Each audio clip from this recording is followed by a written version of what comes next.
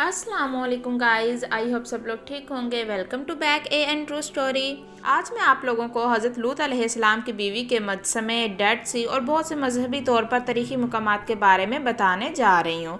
तो आप लोगों ने ये सब कुछ जानने के लिए इस वीडियो को लास्ट तक लाजमी देखना है। और अगर वीडियो ज़रा से भी अच्छी लगे तो लाइक और शेयर भी लाजमी कीजिएगा। और मेरी आप लोगों से एक छोटी सी रिक्वेस्ट है, मेरे चैनल को ज़रूर सब्सक्राइब कर लें और बेल आइकन को भी प्रेस कर लें ताकि आप लोगों तक मेरी वीडियो का नोटिफिकेशन सबसे पहले पहुँचता रहे। तो चलिए अब करते हैं वीडियो को स्टार्ट।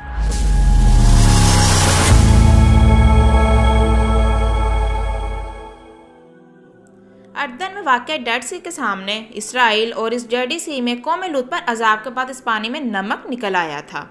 अर्दन में डेड सी के किनारे हज़रत लूत अलैहिस्सलाम की कौम आबाद थी और इस मुकाम पर हज़रत लूत अलैहिस्सलाम की कौम रहाइश इख्तियार किए हुई थी। नाफरमानियों की वजह से अल्लाह ने इस कौम पर अजाब नाजिल किया था, जबकि हज़रत लूत अलैहिस्सलाम को इलाका छोड़ने का हुक्म दिया गया था। साथ ही साथ फरिश्तों ने पीछे न मुड़ने का भी कहा था, जिस पर हज़रत लूत अलैहिस्सलाम की बीवी ने पीछे मुड़कर देख लिया और वो वहीं पर बुत बन गई थी। हज़रत लूत अलैहिस्सलाम की बीवी का ये मजमा आज भी अर्दन के डेड सी के किनारे मौजूद है, जो कि पहाड़ पर वाक़या है।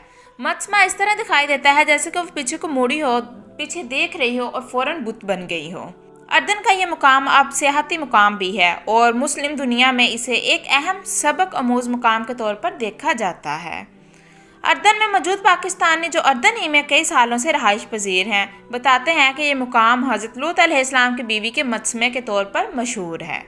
तो गाइस, आज मैंने आप लोगों को एक छोटी सी इन्फॉर्मेशन दी है और आई होप कि आप लोगों को अच्छी लगी होगी। और अगर वीडियो अच्छी लगी है तो प्लीज़ लाइक और शेयर लाजमी कीजिएगा। और अगर आप लोग मुझे इंस्टाग्राम और फेसबुक पेज पे फॉलो करना चाहते हैं तो मैं लिंक डिस्क्रिप्शन बॉक्स में दे दूँगी। Thanks for watching. अल्लाह हाफिज़।